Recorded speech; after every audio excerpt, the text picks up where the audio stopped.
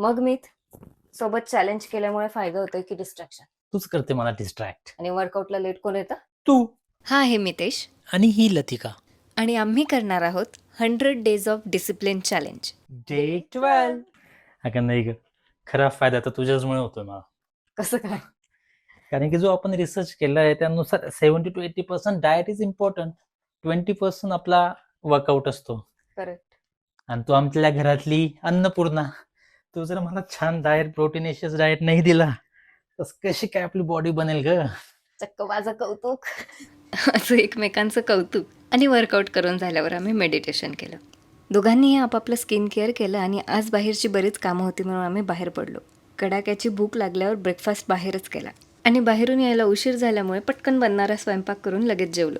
आज सगळं थोडं उशिरानंच चाललं होतं, पण तरीही एकही नियम चुकवायचा नव्हता म्हणून ग्रॅटिट्यूड जर्नलिंग नंतर लगेच आमचं रीडिंग संपवलं. बरीच लोक आपल्याला नवीन जोडले गेली आहेत त्यांच्यासाठी म्हणून we are film makers and we run our photography company.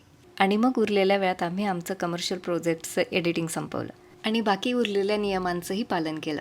आणि असा आजचा दिवसही खूप छान गेलाय. तर फॉलो करा. सोबत ग्रो करूया.